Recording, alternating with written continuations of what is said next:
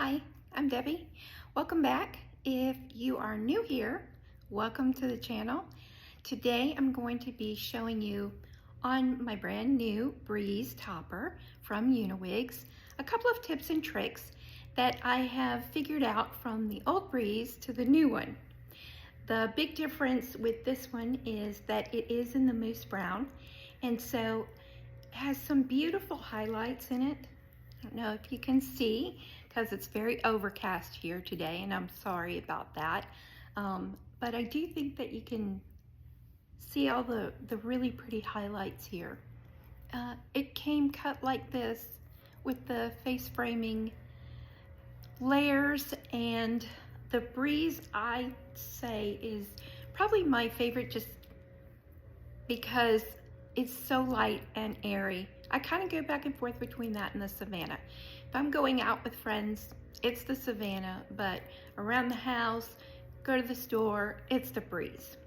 Okay, my first tip. Go ahead and make your part maybe not perfect, which is what I did. And it has a tendency to look a lot more natural, if you can see. I do have scar tape, so I put it underneath here. And then in addition, what I did is I have like a bronzer powder. It's a light bronzer because obviously I'm about as transparent as you can get. But this particular brush is fluffy, but it's kind of a thin brush. I don't know if you can see. So you want a small, thinner brush, and then I just like tap, tap, tap, tap it off, and then literally just tap it in right here. I just watched powder go flying, and then I use my fingers to sort of do this, and then tap it in, and then just put the powder right here. So that's the first tip, which I'm sure a lot of people already know, but I appreciated seeing other people let me know. So a bronzer, or whatever little face, it doesn't have to be anything special. It can just be whatever matches you. I'm personally trying to get some sun, so I went with a very light bronzer. This one is Le Beige Healthy Glow. Okay, so my scalp has a healthy glow, but it looks like my scalp, so that's the cool thing. All right, the other thing I did with this topper is I did get the halo wire, and I'm using it. Now, the halo wire is fantastic.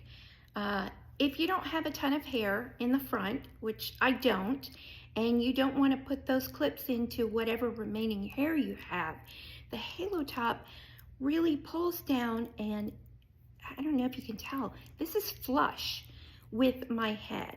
Now, I did tape it, but that's the other trick. I taped it under here so that you'll never see that.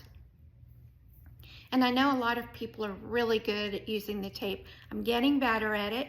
However, for now, I don't want anybody to see my not perfect job, and so I just kept the lace a little bit longer over here because I always part on the side. So, and it's not going anywhere. It's very secure. Okay, all right, now the halo top. I have a really great tip. So as you can see, this hair is very straight. However, my hair underneath is more wavy, and so I have to straighten it if I want it to blend perfectly with a top that's got much straighter hair. So when I do this and I pull, you can see my hair underneath is straight as well.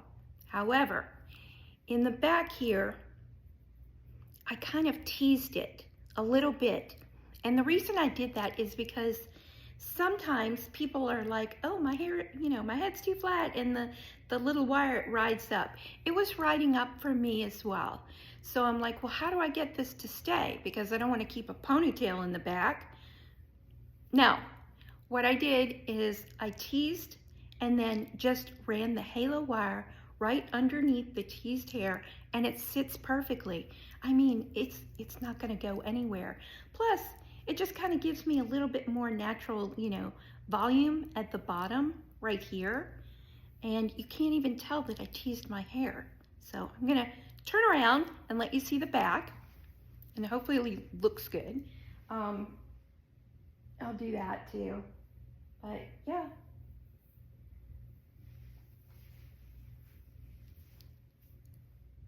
So that's it. The 3 tips are to go ahead and put a little bit of power and scar tape in your part. Make your part maybe not perfect. I did leave a little bit of lace here, and I just did it underneath where no one will ever see.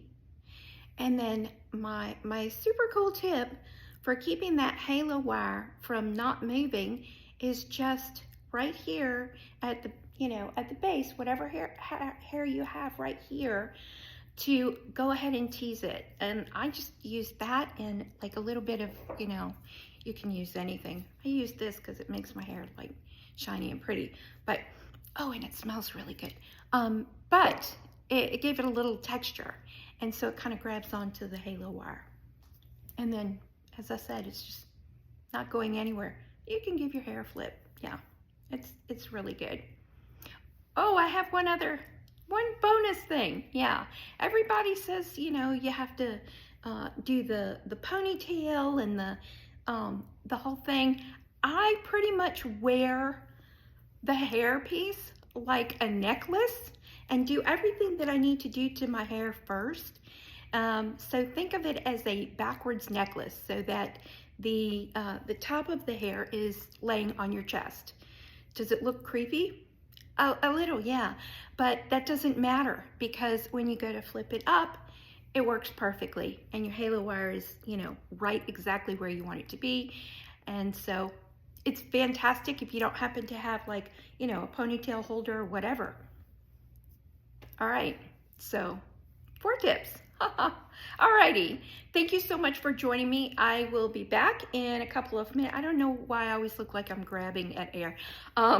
I will be back with a brand new topper that I received. I'll give you a little preview, and it's from the Colorist collection.